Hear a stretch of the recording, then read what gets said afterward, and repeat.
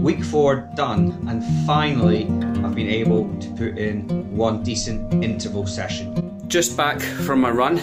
It's Wednesday of week 4, and today's the first day I felt like I had any real power in my legs. It's the first time I saw the kind of zones I was meant to be getting into, only very briefly, but it was meant to be 5 times, 3 minutes on, 2 minutes off. I actually did 6 times, 3 minutes on, 3 minutes off, because I needed to extend the recovery periods because I'm still not 100% from the cold. But yeah, positive signs. Today was the first day where I actually saw power since week 1 or 2 that I was actually happy with. In today's session I'll cover off where I've got up to my training plan, and also the key sessions that I've done to date. So in the first 3-4 weeks of the 10k training plan, what have been the key runs that I've done. But first off, how's my training been going? Well, after I had the cold and missed about 10-12 days of training, I eased back into it, but I still wasn't right until probably the middle of week 4 when I finally managed to get that interval session done. Now, I touched on it last week, but when I was running at the pace, I need to be realistic about how fast I'm able to run currently, and trying to get down to say a 37-36 minute 10k time, because those 6 intervals that I did, looking at the times and the speed that I was running at, I was going at around 14.7 to 15.3 kilometers per hour. So 15 kilometers per hour is 40 minute 10k pace, and the heart rate was close to 180 average for each of those intervals. It increased over time, but yeah, ultimately it was quite a hard session for me to get there. But comparing that week to the previous week in terms of training, I upped it quite significantly. In addition to the running, I was also doing other training on top of that to try and ensure that I'm in shape to get into full triathlon training from the start of November. As you can see, I did just under 10 hours of training in total, of which around half was running, and the rest of it was made up of swimming and cycling. So those 3 combined meant that was quite a full-on training week, but there was definite signs of improvement in the running as well, and the running pace. What's going to be really interesting is next week I've got to do another FTP test, a functional threshold power test for the Stryd meter, and that will reassess where my levels are in the zones, setting all the different zones based on that threshold power that I'm able to produce. Now, as I touched on some of the previous videos, I've not really been able to get into the training zones that I'm supposed to be running at. I'm supposed to be running the intervals in zones 5 and 6, but the heart rate's getting into those zones, but I'm not getting the power output. And I think when I do the test next week, I wouldn't be surprised if actually my functional threshold power has reduced, but we'll just have to wait and see. I'll be a little bit more rested when I do that. There's an easier day beforehand, but I'm not entirely convinced that I'm actually going to see an increase in the power output. I'd love to see an increase in pace, a reduction in heart rate maybe, to be able to get a higher pace at lower heart rate, but I have no idea what the power is going to be.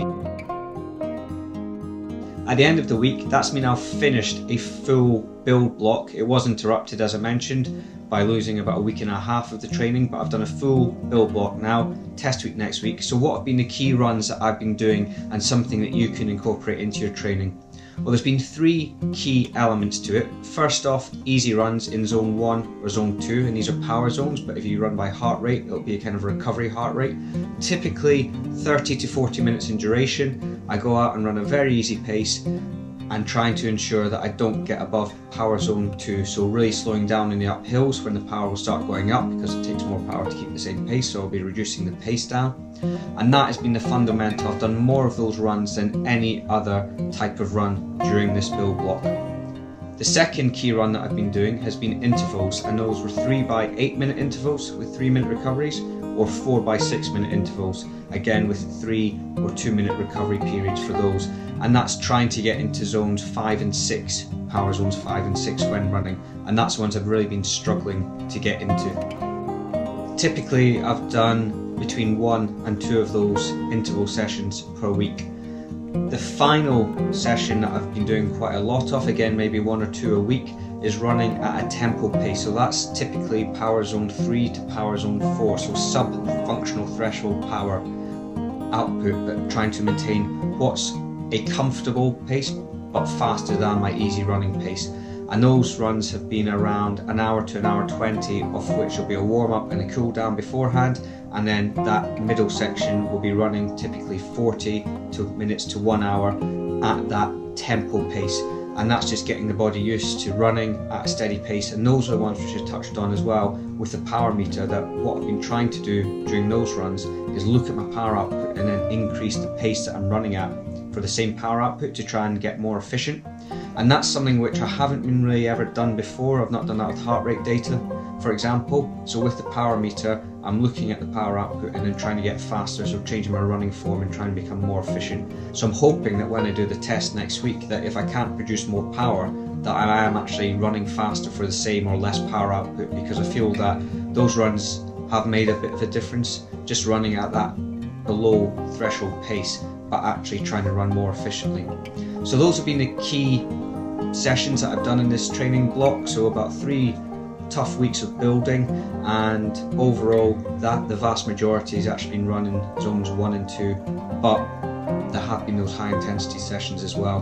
And although I may not have done much power output in zones 6 and 7, there was quite a lot of heart rate in those upper zones.